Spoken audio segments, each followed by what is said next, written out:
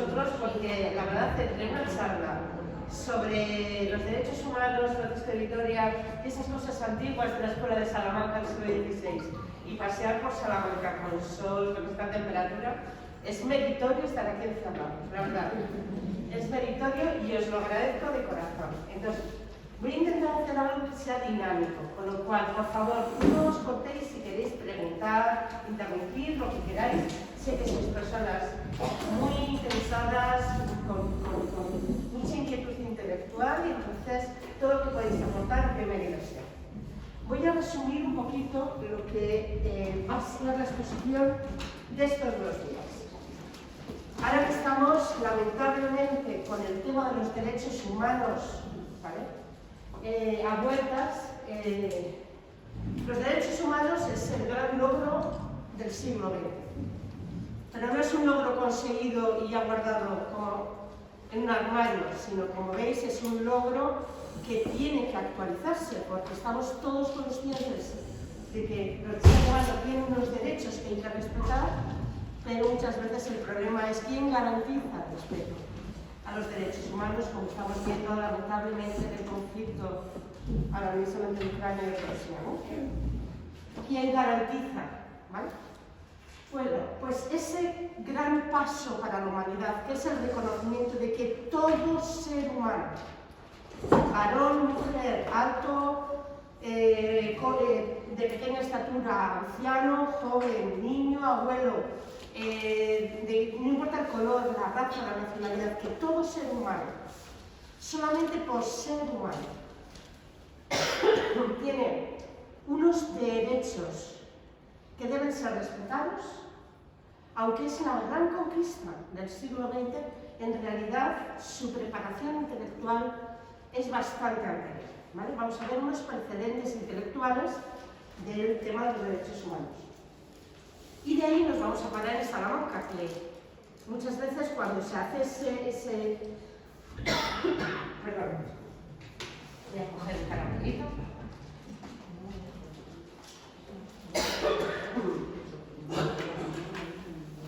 Y así mantengo. Vale, si alguien quiere, tengo aquí de sobra. Entonces, muchas veces cuando se hace esa mirada hacia atrás de cuáles son los precedentes intelectuales de los derechos humanos, se quedan especialmente en Inglaterra siglo XVII, XVIII. Y dices, bueno, en realidad se han parado demasiado pronto. Ya veremos cómo llegamos a Salamanca. Yo creo que veremos las claves intelectuales de Salamanca, siglo XVI, en esa defensa de los derechos humanos. Podríamos llegar hoy hasta ahí. Y ya para el próximo día, para el próximo lunes, veremos las concordancias de 2 propuestas, ¿vale? Víctor Francisco de Vitoria. ¿Es suficiente hablar con que Francisco de Vitoria en particular es el precedente de los derechos humanos? ¿O hay algo que puede ser objeto de crítica? Y mi propuesta es que vamos a ir más allá de los derechos humanos tal como han sido establecidos en el siglo XX. Espero que sea atractivo, que mantengamos la atención. ¿Alguna pregunta?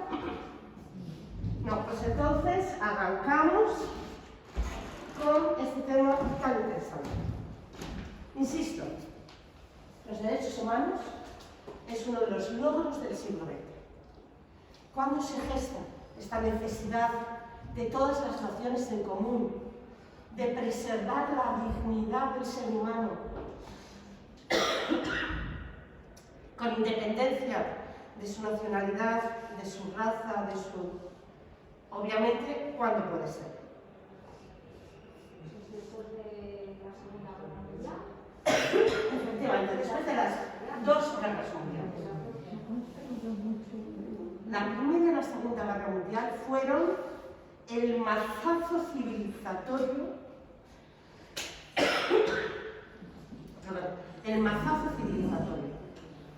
Llevábamos desde el siglo XVIII afirmando que cuanto más desarrolláramos la ciencia, seríamos mejores. Cuanto más desarrolláramos la técnica, conseguiríamos un mundo más humano. Casi el paraíso en la Tierra. Llega el siglo XX un espacio de máximo desarrollo científico-técnico, se han conseguido resolver los grandes enigmas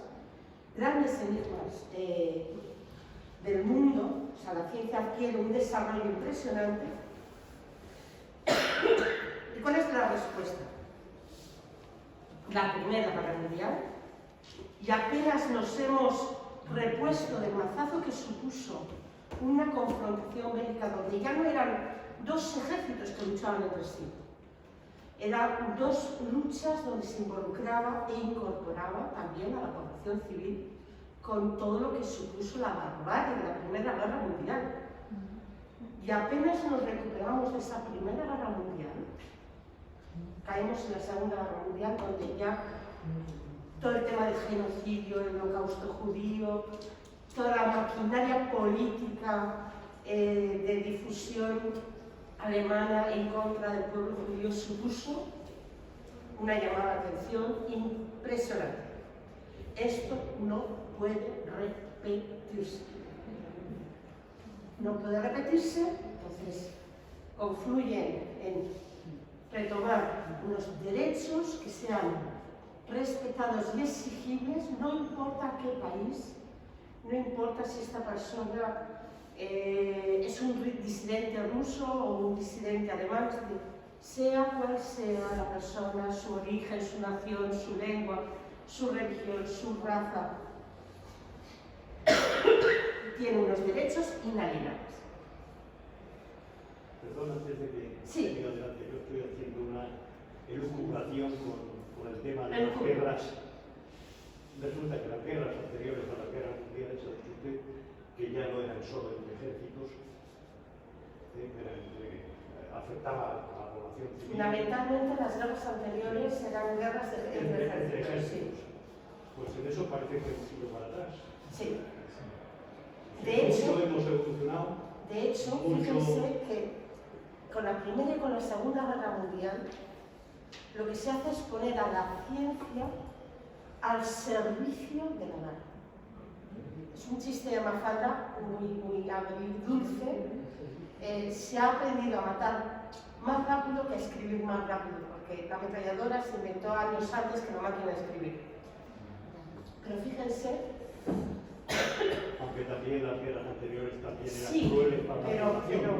Sí, pero eran elementos, por decirlo así, colaterales, eran efectos colaterales, porque el ejército que invadía, pues al final acababa abusando de la población porque tenían que comer, robaban, etc., pero no luchaban contra los civiles, salvo los bárbaros que se supone que habían quedado muy atrás. Esas invasiones, por ejemplo, de los hunos o esas invasiones en Siberia, todas esas invasiones quedaban atrás como bárbaras. Y sin embargo, las guerras de una sociedad altamente civilizada está utilizando la ciencia para dañar. La experimentación psicológica, los efectos de la ausencia del sueño, la investigación, por ejemplo, médica, el efecto que pueden tener determinados químicos a nivel individual, a nivel colectivo, las experimentaciones con el gas, este gas naranja, por ejemplo. O sea, os dais cuenta que se está utilizando la ciencia para hacer un daño masivo a la población. Pero aparte también, durante la guerra también progresa la ciencia, por ejemplo, las comunicaciones, la radio, etcétera, etcétera. Fue la guerra el detonante para que mejoraran, o sea... Eso es porque hay gente que todavía, bueno, todos estos es un carácter medial, es decir, se puede utilizar para el bien o para el mal, pero fíjense que se buscó con un efecto de daño masivo, aunque luego una vez que se ha puesto entre países y su uso bélico, se le ha visto la utilidad para la población civil, pero es como la bomba nuclear. La bomba nuclear se quiso investigar. ¿Para qué? Para hacer un daño masivo. Pues que luego se ha visto el beneficio de cada obtener una energía. Pero el motivo y además es un motivo claro porque la cantidad de inversión que necesita va paralela también a la inversión médica que se está haciendo, sobre todo en los momentos en que vemos que están polarizados, ¿no? los frentes políticos. Todavía ahora, con matices, bueno, lo estamos viendo. Qué pena, ¿no? Qué pena. Bueno, entonces, en la Declaración de los Derechos del Hombre, en el siglo XX, lo que se consigue es su promulgación. Intelectualmente ya estaba dada. En sus bases, la defensa de unos derechos para el ser humano con independencia de las naciones, etc., ya estaba germinalmente desde el siglo XVIII, cuando se produce durante la Revolución Francesa la Declaración de los Derechos del Ciudadano. Y además, como esto lo veremos más despacio, ¿no? Entonces, en el siglo XX lo que se consigue es la promulgación, pero sobre todo que se vayan encauzando los referentes a los que apelar cuando hay una violación de esos derechos. Desde 1948, que es la firma por parte de un buen número, no todos, pero un buen número de países, firman esa Declaración Universal de los Derechos Humanos, lo que se ha realizado es crear instancias de apelación donde poder presentar esas, donde poder condenar y actuar en contra de esas violaciones de los derechos humanos. Primero fueron pactos entre naciones, especialmente dentro del ámbito europeo. Luego se creó el Consejo de Europa y el Tribunal Europeo de los Derechos Humanos, bastante reciente, que es quien tiene sí capacidad, por decirlo así, punitiva, ¿no? Pero esto es lo que hay ahora. A nosotros nos interesan los precedentes. ¿De dónde surge esta defensa de los derechos? Veo que se han movido un poco los dibujos y se han tapado alguna letra, pero bueno, ¿de dónde surge esta defensa de los derechos del hombre como un ser individual, pero al mismo tiempo como parte de una comunidad? ¿De dónde surge? Tradicionalmente, nos dicen todos los libros que tratan del tema, que el precedente es, durante la Revolución Francesa, la Declaración de los Derechos del Hombre y del Ciudadano, Francia 1789. Ahí nos encontramos una primera declaración de que el ser humano, por tener la naturaleza humana, que es universal para todos los seres humanos, debe tener una serie de derechos que las naciones deberían respetar. Es decir, que debería ser como una barrera protectora a la injerencia de los poderes políticos, públicos, estatales, etc. ¿De acuerdo? Bien. Poco anterior, y están muy interrelacionadas entre ellas, es la Declaración del Buen Pueblo de Virginia de 1776, que está detrás también de la Constitución norteamericana. ¿Vale? Estamos en el siglo XVIII, además de otros textos constitucionales tanto en Estados Unidos. Muy cercana en el tiempo, por ejemplo, es la Declaración de los Derechos de la Mujer, también en Francia.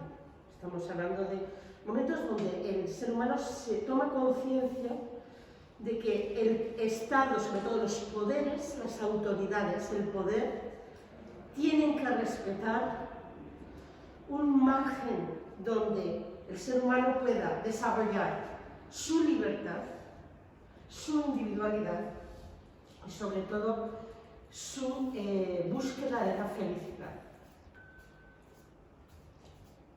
Esto habría que analizarlo muy despacio, porque ¿de qué libertad estamos hablando? ¿Verdad? Ese es un punto interesante, pero lo abordaremos un poquito más adelante. Bien.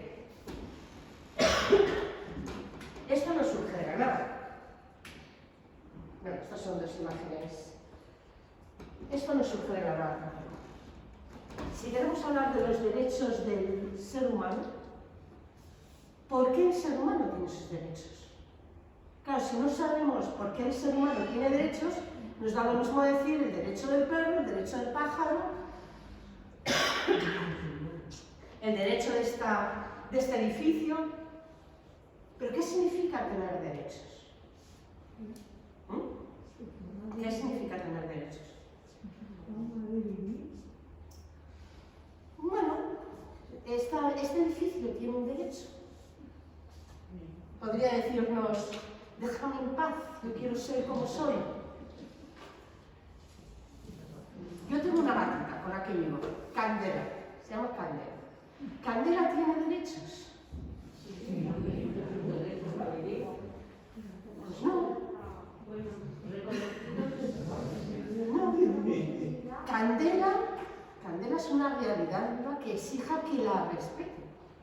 Pero en sí misma, tener un derecho implica también tener un deber. Ya cuando hablamos de deberes es otra cosa, ¿verdad? Y poder ejercerlo. Y poder ejercerlos. Por eso abusamos de la noción de derechos. Y abusamos de la noción de derechos porque no sabemos muy bien qué implica. ¿Vale? Cuando hablamos de los derechos humanos, implica que el ser humano tiene una dignidad especial, ¿vale? Una dignidad única, por la que su existencia tiene un sentido que debe ser respetado. Hay un chiste, bueno, perdón que hable de chistes, si lo ven demasiado tal, me dicen, pero a mí me llama mucho la atención porque vivimos en una sociedad que ha trivializado el derecho, sobre todo cuando está desconectado del derecho, ¿no? Les recuerdo un chiste que me contaron de pequeña que me hacía pensar. Yo soy filósofa hasta la médula, entonces a mí las cosas me hacían pensar. Luego me reía, pero primero me hacían pensar. Entonces esta era una vez un señor, un explorador inglés que iba por las selvas africanas, ¿no? Y de repente se encuentra con un león y descubre que tiene el arma, o sea, el rifle sin balas. De repente se hinca de rodillas y dice: Señor, Señor, por favor, Dios, inspira a este león sentimientos cristianos. Vale.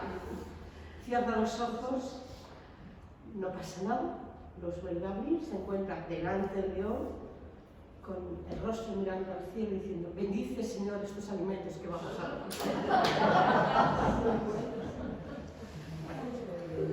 a ver, el león no es malo por comerse a una persona, ni es malo ni es bueno, su naturaleza es carnívora. El león tiene dentro de su interior, de su constitución, de su ADN, matar para vivir. ¿Vale? La vaca tiene dentro de su ADN comer verdura para vivir y intentar fugarse lo más posible de un depredador, pero la vida es un círculo de dependencias. Y somos igualmente injustos si a la vaca le damos piedras en lugar de hierba que si al león le obligamos a ser vegetariano. Porque está dentro de su ADN, ni es malo ni es bueno, es su naturaleza. ¿Cuándo hablamos de maldad y de bondad? Cuando las cosas se pueden hacer de otra manera. ¿Y por qué se pueden hacer de otra manera? Tenemos una libertad para escoger, ¿no? Porque hay una libertad para escoger entre varias cosas lo mejor. Lo mejor que siempre está asociado, lo mejor para mí, lo mejor para nosotros y lo mejor para nuestra comunidad. El animal no tiene derechos ni deberes, tiene una naturaleza que le dicta lo que tiene que hacer. Se acabó. Nosotros somos capaces, por el uso que hacemos de la libertad y como conocemos cómo funcionan los animales, podemos controlar un poco sus instintos. O sea, sabemos que el gato, el perro están domesticados porque suplimos su necesidad de cazar con juegos y dándoles el alimento que necesitan. Claro, pero el animal sigue teniendo instinto. Y no es malo por tener instinto, es su naturaleza. Es su naturaleza. Solo el ser humano tiene una naturaleza con la suficiente apertura para poder elegir caminos distintos. Y en esas elecciones podemos elegir bien o podemos elegir mal. El instinto materno pues lo tienen los animales. El ser humano puede ser un buen padre o una buena madre. Pero ser un buen padre y una buena madre no es una cuestión de instinto, es una cuestión de voluntad, de querer hacer las cosas bien y elegir hacerlas bien dentro de lo que acción humana.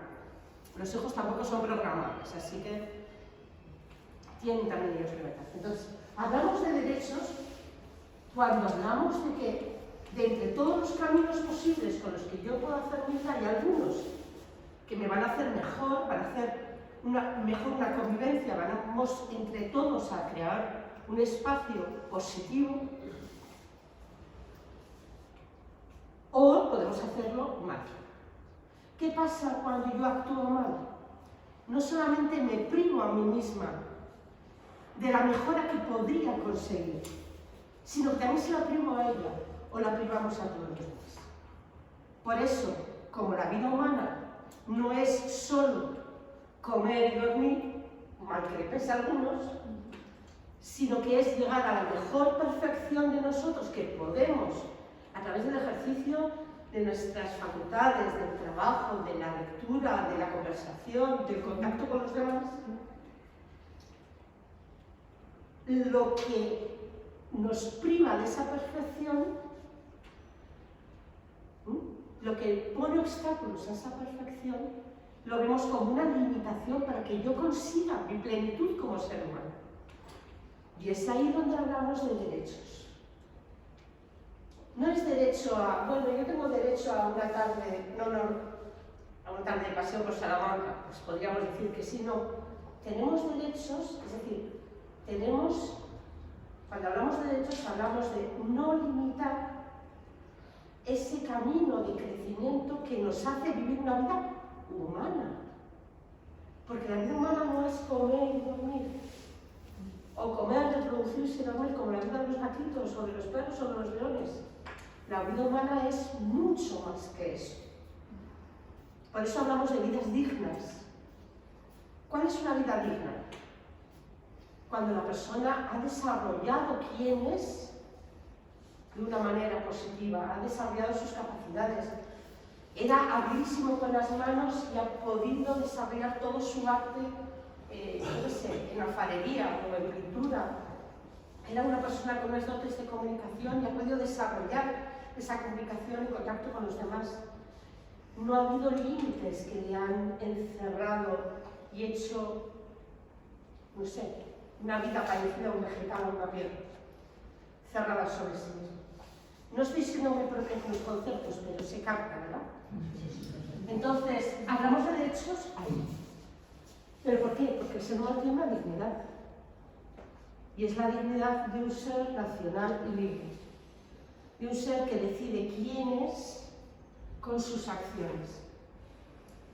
Obviamente, no elegimos todo, ¿no? Yo me hubiera gustado ser más alta, más rubia, todas esas cosas, pero eso no es importante. Las cosas realmente importantes es: ¿he sido la mejor persona que podía ser? ¿He sido un amigo? ¿He sido una buena ciudadana? ¿He sido una persona cercana, compasiva? Eso es lo que a mí me identifica. Ser alto, rubio. Luego al final todos blancos, o sea que tampoco.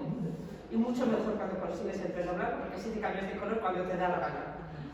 La altura, pues ya sabemos que luego también acabamos todos disminuyéndonos un poquito, ¿no? Es decir, las cosas externas tampoco son tan significativas, pero ¿qué es Idoia? ¿Qué define a Idoia? Eso sí depende de mí, ¿verdad? Pues eso que define a Idoia, esa capacidad de definirme, es un signo de la dignidad que tenemos los seres humanos de decir quién somos, de definir quién somos, con nuestras acciones y con nuestras elecciones. Y eso no lo tienen los animales. Claro, si el ser humano tiene esta dignidad, no es lo mismo que a una persona le pongamos un obstáculo para que desarrolle todo su potencial o que no lo pongamos. Piensen, por ejemplo, en nuestros abuelos. Abuelos que a lo mejor las condiciones materiales les impedían ir a la escuela. Personas que tenían una inteligencia luminosa, ¿no? Desarrollaron esa inteligencia sin saber leer ni escribir. Claro, si hubieran sabido leer y escribir, no solamente hubieran conseguido un mejor desarrollo personal, sino que hubieran mejorado la situación del pueblo, la situación de la familia, la situación del país, la situación del mundo. El gran problema del no respeto a esos derechos, es decir, el limitar las condiciones de desarrollo de la persona, es que a lo mejor ese niño que está buscando comida en la basura podría ser el médico que consigue dar el remedio contra el cáncer. Y una condición externa está cerrando sus condiciones de desarrollo, está cerrando su potencial. Bien, entonces, derechos es hablar de dignidad, pero no la dignidad que se adquiere por un cargo o por unos estudios o por una situación económica, sino la dignidad que se tiene por ser persona, por ser humano, por ser alguien que es abierto y libre para definir quién quiere ser o quién va a ser. Bien, y esta noción de dignidad, esta sí que desde luego es mucho más amplia, ¿vale? Vamos a pasar relativamente rápido. Bien, entonces, esta noción de dignidad se empieza a desarrollar de una manera muy clara. ¿Hay mucho ruido? ¿Quieren hacer un poco la...? Bien, escuchan bien. Esta noción de dignidad se empieza a desarrollar sobre todo Grecia y Roma y el pensamiento judeocristiano. Les he cogido un par de pasajes para que vean en Grecia. No sé si conocen la Antígona Antígona, el personaje de Antígona. Antígona es una obra teatral que representa a una mujer cuya, pues a quien se le ha muerto el hermano, y las leyes de la ciudad le prohíben enterrar. Y Antígona declara, no pensaba, hablando del legislador, no pensaba que tus proclamas tuvieran tanto poder como para que un mortal pudiera transgredir las leyes no escritas e inquebrantables de los dioses. Estas no son de hoy ni de ayer, sino de siempre, y nadie sabe dónde surgieron. ¿Qué nos representa Antígona? Que como el ser humano tiene una dignidad natural, las leyes de la ciudad deben respetar. Esa dignidad innata al ser humano, que debería... Efectivamente. Se sabe de cuándo surgió. Efectivamente, es decir, efectivamente. Esto es lo que dice Antígona. El legislador debe respetar esas leyes no escritas que están dentro de la naturaleza del ser humano. Si el ser humano tiene una dignidad, su cuerpo al morir también, y hay que tratarlo con respeto. Si el ser humano tiene una dignidad por el hecho de nacer humano, la vida y la muerte no debe depender de cuestiones accesorias, como dónde ha nacido, o en qué fecha ha nacido, o qué género ha nacido. Leyes que no son ni de hoy ni de ayer, que son de siempre. ¿Por qué? Porque son de la naturaleza humana. Fíjense que Antígona es un texto muy utilizado para plantear que hay una dignidad que el gobernante debe respetar. El gobernante crea reglas para ordenar la vida de las personas, pero hay unos límites que debe respetar. Son esas leyes que exigen la naturaleza humana para el desarrollo de la naturaleza humana. Lo mismo nos lo encontramos en un texto, famosísimo texto de Platón, donde narra los últimos momentos de la vida de Sócrates. Dice Critón, claro, Sócrates estaba acusado de, por envidias, etc., estaba acusado de manipular y corromper a la juventud, y lo condenan a muerte. Pero es injustamente acusado, y de hecho sus buenos amigos quieren salvarlo de la muerte. y uno de ellos escritor. Pero por esta vez Sócrates sigue mis consejos: sálvate, porque en cuanto a mí, si mueres, además de verme privado para siempre de ti, de un amigo cuya pérdida nadie podrá consolarme, me temo que muchas gentes que no nos conocen bien ni a ti ni a mí, crean que pudiendo salvarte a costa de mis bienes de fortuna, te he abandonado. Es decir, que he sido tacaño, no te he salvado. Y hay cosa más indigna de que adquirir la reputación de querer más su dinero que a sus amigos, porque el pueblo jamás podrá persuadirse de que eres tú el que no has querido salir de aquí cuando yo te he movido hacia. Y contesta Sócrates: nosotros, mi querido Plutón, no debemos curarnos de lo que diga el pueblo, lo que diga la gente. Eso no nos debe importar, sino solo de lo que dirá aquel que conoce lo justo y lo injusto, y este juez único es la verdad. Está hablando, lo mismo que Antígona, de que él conoce la profundidad de las leyes humanas que afectan a todos los seres humanos. Quizás me dirás, pero el pueblo tiene el poder de hacernos morir. Los legisladores, sobre todo en Grecia, tenían poder de condenar a muerte. Así es, pero mi querido Plutón, esto no podrá variar la naturaleza de lo que acabamos de decir. No es un principio sentado que el hombre no debe desear tanto el vivir como el vivir bien. Aquí no nos referimos al vivir cómodamente, sino al vivir con una vida digna del ser humano, que apuesta por la verdad, la justicia, el desarrollo, el crecimiento personal. Vale, son los ejemplos que podemos multiplicar tanto como queramos, ¿vale?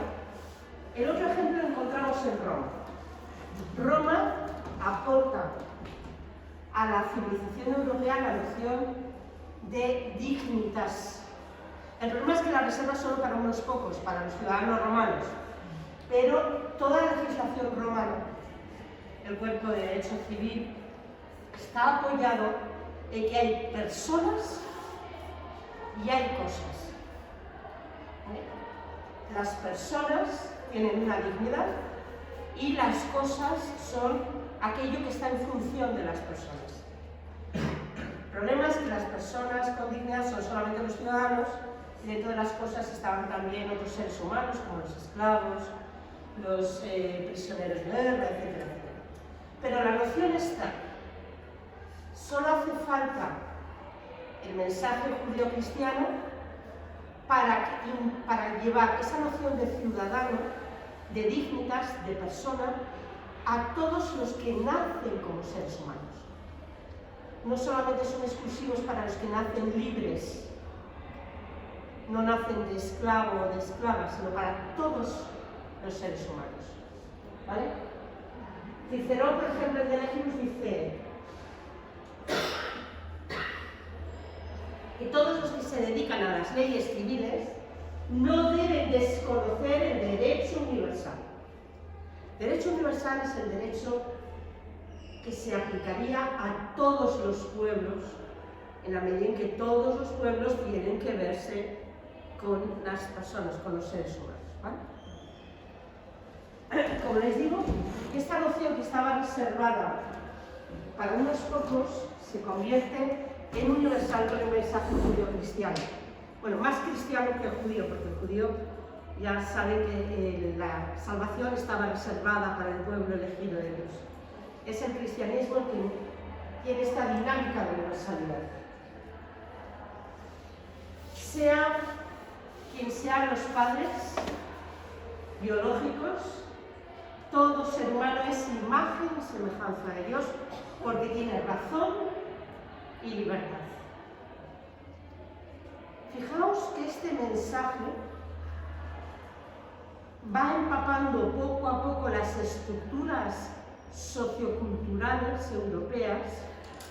Le cuesta 17 siglos, pero todavía hay esclavitud en el siglo en el siglo XVIII y XIX.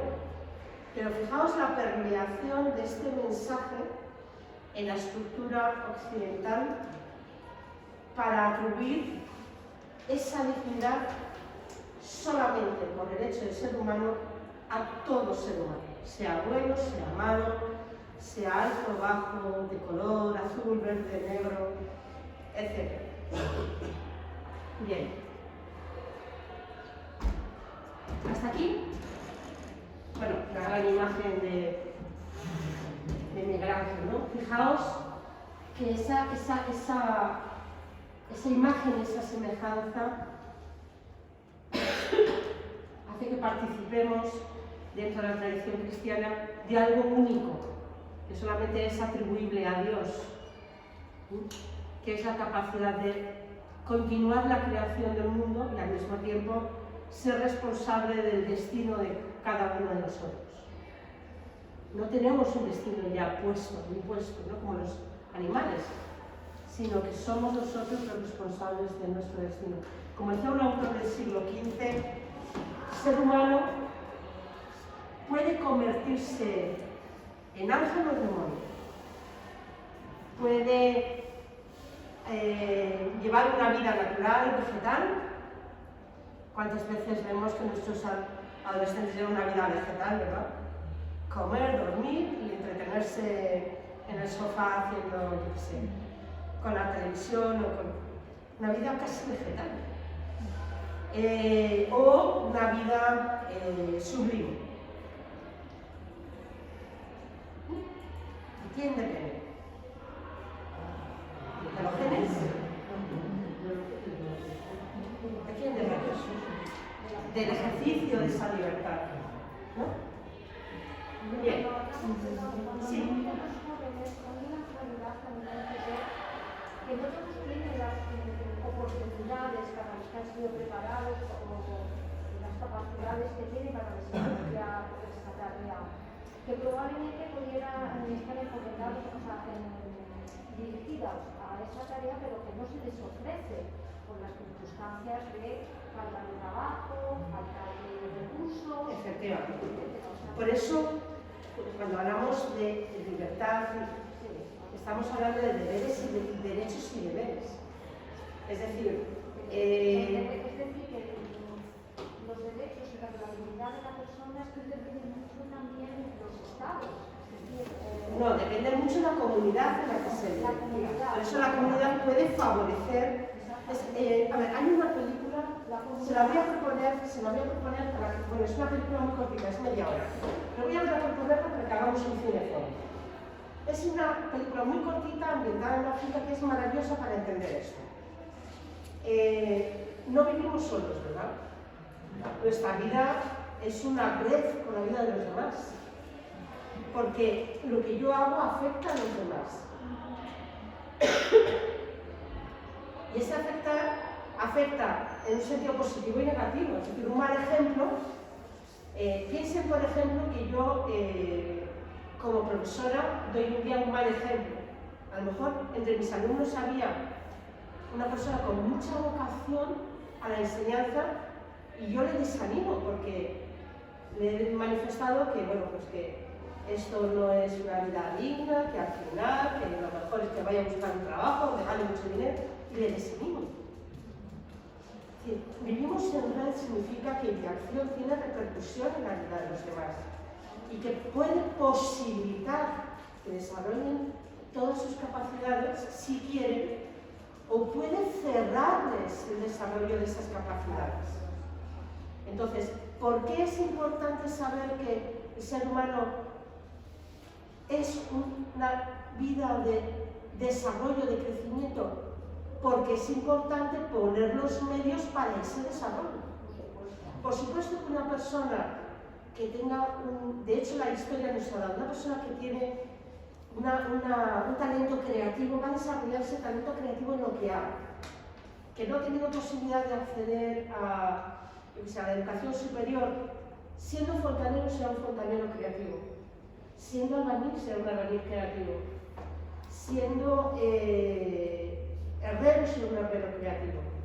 El problema es todos los demás, que nos podríamos haber enriquecido con la creatividad de un gran escultor que haga unas forjas impresionantes, y lo perdemos por no haber dado la posibilidad de desarrollar al máximo sus capacidades. Claro, entonces es la vida en comunidad la que puede favorecer o no favorecer eso. Por eso los derechos humanos lo que recuerdan es: trabajemos para que todos puedan tener, libres de la mayor parte de los obstáculos, el camino a su máximo desarrollo. ¿Desarrollo de qué? De todas las capacidades que nos vamos a enriquecer entre todos. Es muy utópico, sí, pero en realidad, ustedes no sé si tienen la experiencia de vivir en un pueblo pequeño. Ahí se ve muy claro, donde el trabajo colaborativo no hace que nadie pierda, sino que ganan todos. Porque cuando a uno le apoya, quien gana no es solamente él o su familia, gana toda la comunidad. Aquellos pequeños pueblos donde con mucho sacrificio alguien ha podido sacar sus estudios y volver al pueblo como maestro, ¿quién ha salido beneficiado? El pueblo entero. O ha podido estudiar y volver como médico, como enfermera, ¿quién ha salido beneficiado? El pueblo entero. Porque el desarrollo de cada persona, ¿quién se beneficia?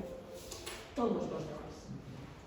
Por eso los derechos y deberes del ser humano no es yo quiero comer pizza hasta reventar, no se trata de eso, no se trata del uso de la libertad en cosas triviales, se trata de que no haya obstáculos para que tú llegues al máximo desarrollo de quien puedes ser. Ojo que tenemos hoy un problema con el tema de derechos, se nos llena la boca de los derechos. Yo tengo derecho a... El derecho implica una responsabilidad. No es que el derecho implica un deber, una responsabilidad. Muy bien, veo que el tema engancha. Esto me gusta. Vale. ¿El título de la película? Se llama En el mundo a cada rato. Es un conjunto de cortos y esta se llama Vinta y la gran idea. Pero vamos a ver si, bueno, lo pondré por escrito luego, ya que lo podéis coger. Vale, entonces, sobre las declaraciones de derechos humanos, como vemos, es más una concreción de esos derechos que de repente en el siglo XX o en el siglo XVIII aparezca la idea de que el ser humano tiene dignidad.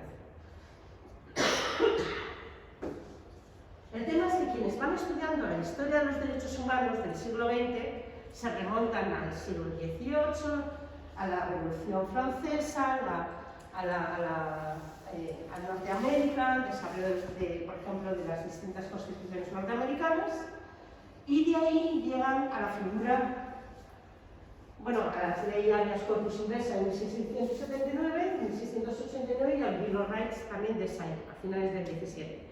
Y se quedan ahí campos, dicen, ¿cuál es el precedente intelectual? Oh, el gran John Locke, un profesor, un doctor por la Universidad de Oxford, que fue un hombre político, trabajó en muchas cosas, etc. Y que plantea que hay 3 derechos humanos naturales, la vida, la libertad y la propiedad. Y se quedan tan panchos. Pues no. Nos encontramos un poquito antes, en el punto en el que el mundo empezó a ser global, la primera globalización que tuvo lugar cuando Cristóbal Colón descubrió América.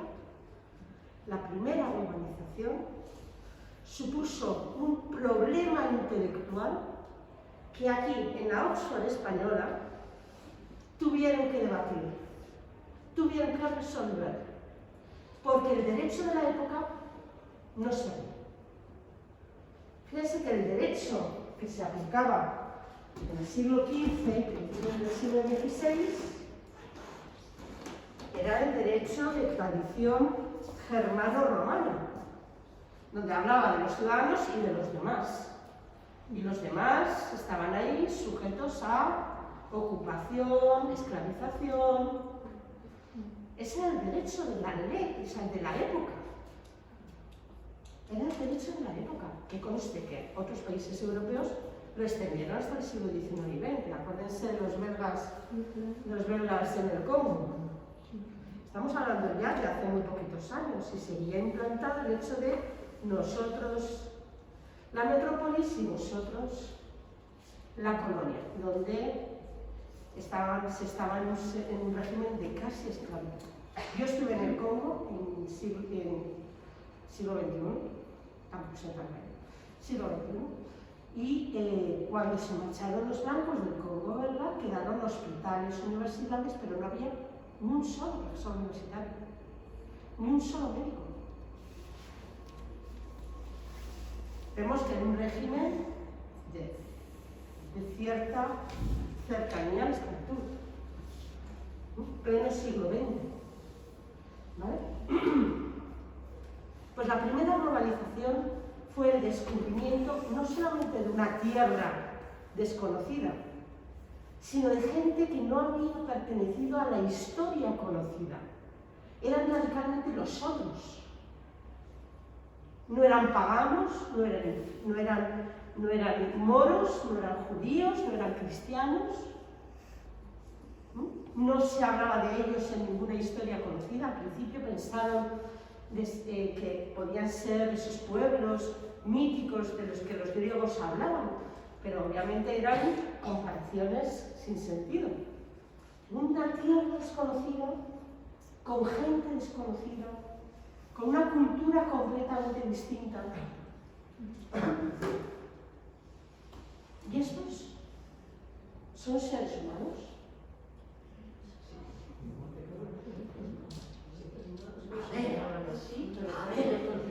No se visten como seres humanos, sobre todo el modelo europeo de la época, no hablan como los seres humanos, no tienen construcciones como los seres humanos. ¿En qué consiste entonces ser humano? Fíjense que es la primera pregunta que se exige responder en pleno siglo XV y principios del XVI. ¿En qué consiste ser humano?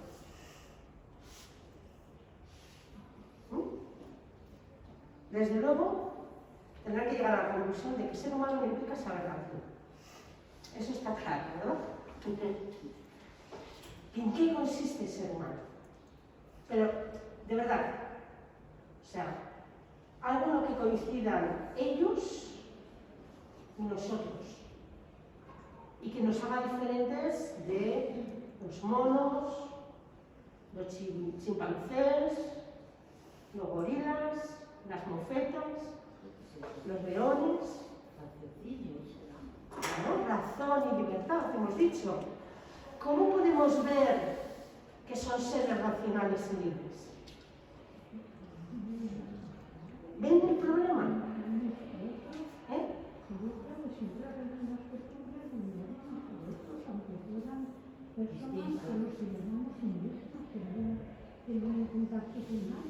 Claro, entonces ahí está la primera reflexión. Ahí está la primera reflexión. Ver en qué consiste ser racional y libre. Y entonces empiezan a estudiar sus costumbres para ver que no son animales, sino que tienen sociedad, tienen costumbres, tienen leyes, tienen un idioma que no entendemos, pero tienen un lenguaje. Es decir, todo eso es un signo de racionalidad. Y tienen moral, porque tienen castigos y tienen premios. Y eso es un signo de libertad. Entonces, razón y libertad. Quizás con educación podrían llegar al desarrollo de esa razón y de esa libertad, al desarrollo, por ejemplo, equiparable al que podemos tener nosotros, podríamos decir, ¿no? Pero la tienen. Como dice un refrán salmantino, "Quod natura non dat, salmántica non restat".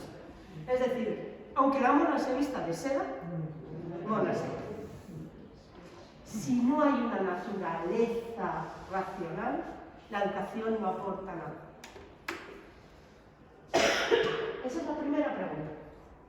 ¿Qué significa ser humano? Es decir, ser un ser racional y libre. Pues esta pregunta es la que se la que se plantea en las aulas salmantinas de una manera además muy angustiosa, porque las leyes que se iban a implantar en América dependían de ello. Y recuerden que la ocupación española en América no tiene color con la que fue la ocupación de Norteamérica por los ingleses. Hay un proceso de exterminación.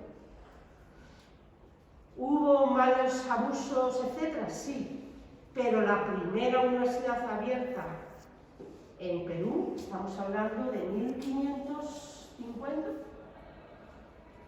y ya había profesores que habían nacido en la colonia. Es decir, hubo un proceso distinto en América que depende de estas preguntas de ¿son seres racionales?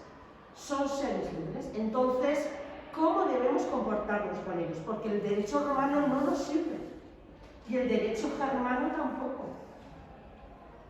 Entonces, aquí en Salamanca, la primera escuela de Salamanca, pero sobre todo la escuela fundada por Francisco de Vitoria, tuvieron la obligación de repensar si ellos son racionales y libres.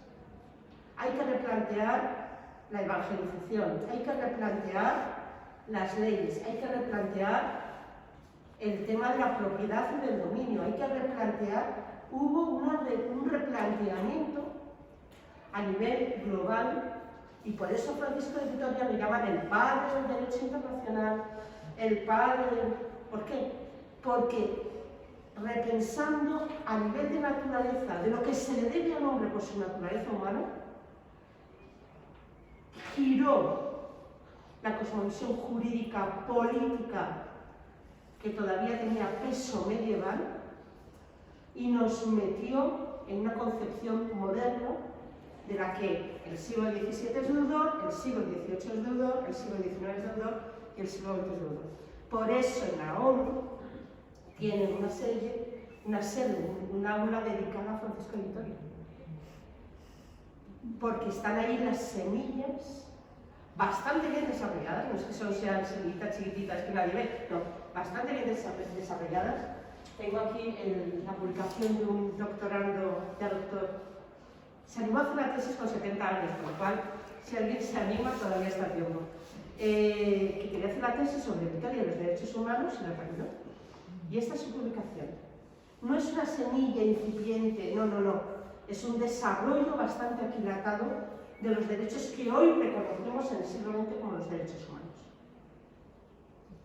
¿Vale? ¿Derechos humanos se puede equiparar a ser igual que el derecho natural? Ahí está la parte interesante. Bueno, usted se está adelantando mucho porque se lo iba a contar el próximo lunes. En Vitoria no hablamos solo de los derechos humanos como los plantea, sobre todo desde la tradición de Locke, el derecho contemporáneo, que son los derechos de un individuo a reclamar, se plantean como el dinamismo de la naturaleza humana para cumplir su fin. Y es mucho más rico la noción de derecho natural que la noción contemporánea de derecho humano. Porque el derecho humano parece como la reclamación de alguien en su individualidad y se olvidan de que el ser humano es más que individuo. Es persona y por ser persona somos una comunidad en interrelación. Con lo cual yo no soy frente al Estado o frente al gobernante. Yo soy en comunidad buscando el bien. Es que si es bien para mí, también es bien para ella, para usted y para usted y para todos. Esa noción sí está en Vitoria, no está en la noción de derechos humanos en algunas lecturas y es una riqueza que deberíamos potenciar, que deberíamos desarrollar. En ese sentido, hay una lectura limitada sobre la noción de derechos humanos que debemos decir, bueno, sí, pero lo que Vitoria defiende es otra historia, otra cosa, más en la línea de un derecho natural. Bien. En el tema de la colonización y demás, los propios indígenas tenían sus propios derechos, que es el derecho natural inherente a la persona. Vale. Entonces, la evangelización les ayudó, pero por otro lado, también les quitó determinados derechos que ellos ya poseían a través de sus costumbres. Vale, entonces aquí lo que es muy interesante, ¿veis? ¿Os acordáis de la dialéctica que hemos visto entre las costumbres y esa ley innombrable? Generalmente nosotros descubrimos quiénes somos y cuál es el ámbito de nuestra acción a través de las costumbres en las que vivimos, pero no de una manera ciega. Si alguien me avisa cuando es el tiempo, porque yo soy propensa a perderlo, pero no de una manera ciega, en el sentido de que una persona que vive imbuida en una costumbre se da cuenta, y esto no es justo. Puede ser mi costumbre, pero esto no es justo. Entonces, una persona racional y libre se da cuenta de que las costumbres pueden acercarse o alejarse de esa ley que reclama la naturaleza humana. Entonces, es decir, es una costumbre muy arraigada, por ejemplo, el feminicidio. Pero no me digan que no hay voces dentro de una misma cultura que dice esto no es justo. No es justo, sí es legal, pero no es justo. ¿Por qué? Porque esta ley que hemos puesto como costumbre en un determinado pueblo, en un determinado momento histórico, en un determinado lugar, debe regirse por esa ley no escrita que la dicta la naturaleza humana. Y si la naturaleza humana tiene una dignidad, la tiene el varón y la mujer, el capacitado, el sobrecapacitado y el infracapacitado. ¿Vale? Entonces, el reconocimiento, hay una afinidad o afinación del reconocimiento de lo debido a la naturaleza humana que se va logrando con el tiempo.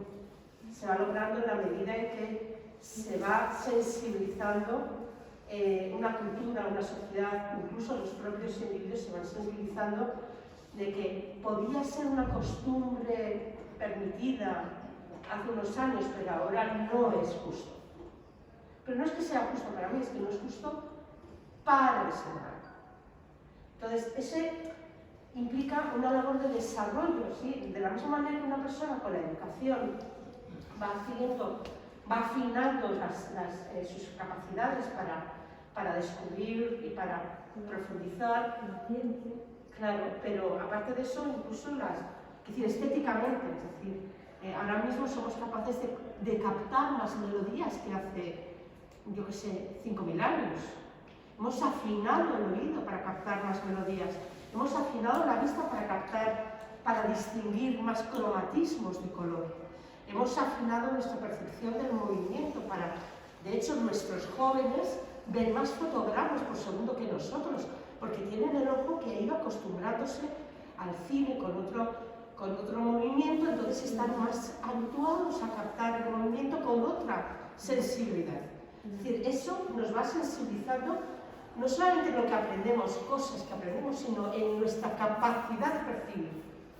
La capacidad de percibir lo justo y lo injusto también se afina. Y de hecho, el niño la va descubriendo. Esta es la gran labor de los abuelos. Que el niño descubra que del no de los padres, que es no a todo, no se pega al hermano, no se comen dulces, no se sale de tal. Hay cosas que son graves. Pegar, nunca. Dulces, bueno, de vez en cuando.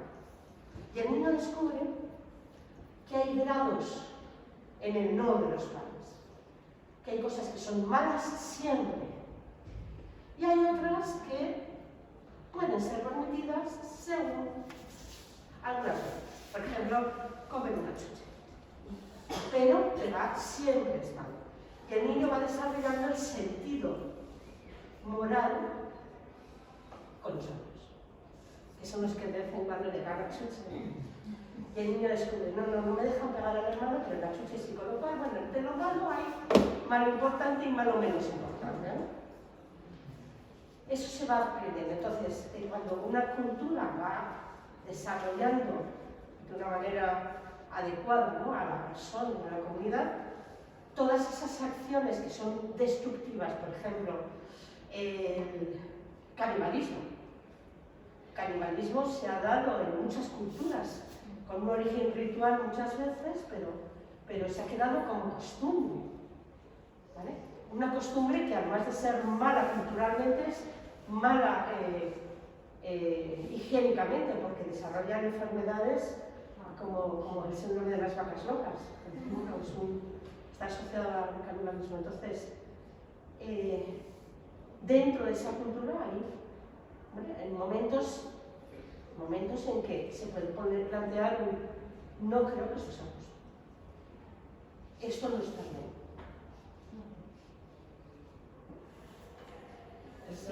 Sí. Bueno, Yo he oído que antes de reconocerle los derechos humanos a los indios, el primero que plantearse es que no se les consideraba como personas, sino que fue el padre de las casas. No. Antes, Muchísimo que antes. tenían alma, que eran como personas y que eran como nosotros. Sí. No sé qué fue. No, fue desde el principio. Y con esto yo creo que lo dejamos, nos vemos el próximo lunes porque veo que estamos ya en las 7, se nos hemos pasado. Miren, cuando vino la primera embarcación, bueno, lo que quedó de la travesía de Cristóbal Colón a las Indias, vinieron con varios esclavos, porque claro, a Cristóbal Colón le habían dado dinero para la primera, pero las demás tenían que buscarse la vida con lo de... Entonces él pensaba que como los portugueses estaban haciendo dinero con el tráfico de esclavos africanos, pues él podía sufragar en la conquista y el descubrimiento de las Indias con el tráfico de indios. Entonces, llegaron a España, se presentaron delante de los reyes católicos y la reina dijo: estos son ciudadanos míos, no pueden ser esclavizados. Y a Cristóbal Colón se le desmontó el negocio. Y les obligó a que los devolvieran, no sé si se cumplió o no, pero que los devolvieran porque eran ciudadanos suyos. Súbditos, técnicamente, efectivamente, pero eran súbditos. Y además, como no tenían costumbre de las leyes españolas, muchas veces estaban bajo un régimen de protección para que no se aplicasen las leyes con toda su crudeza con ellos. Súbditos españoles, lo mismo aquí en Madrid, en Salamanca y allá en Perú. Sin embargo, en muchos casos sí que se aplicaron las leyes Las veces están buenas, pero... Bueno, el tema está en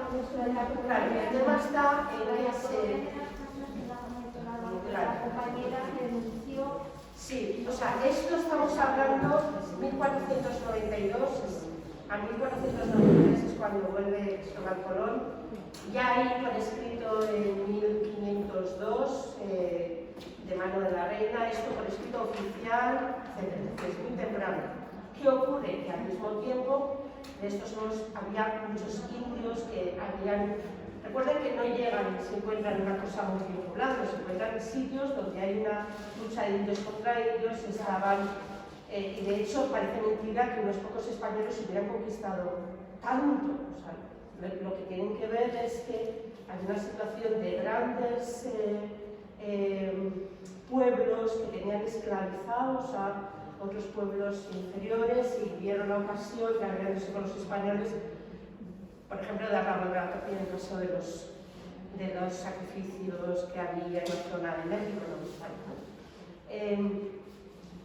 sea, la cosa es compleja, podemos hablar más despacio, pero lo que es interesante es el problema viene cuando se intenta organizar la vida de los indios, se crean esas concentraciones que les permitan educarse, adquirir la fe y trabajar. Entonces ahí la avaricia de unos pocos, o sea, la cosa donde tiene que ir el ser humano, aparecen problemas por todos los sitios, porque aparece la codicia, la avaricia, el deseo de explotar las minas, de obligar a trabajos, o sea, es que las propias leyes indias ya dan la facultad para defender un poco los derechos. claro, serían las primeras leyes buscando los derechos, y de hecho las grandes críticas eran los señores de las encomiendas, etcétera, de provocar conflicto para agarrarse a la idea de, en caso de guerra, puedo esclavizar al que me ataca. es un derecho, entre comillas, de gente practicado desde la antigüedad. Vamos, caso de conflicto, el vencido se somete al vencedor. Entonces, pero bueno, de esto hablaremos más en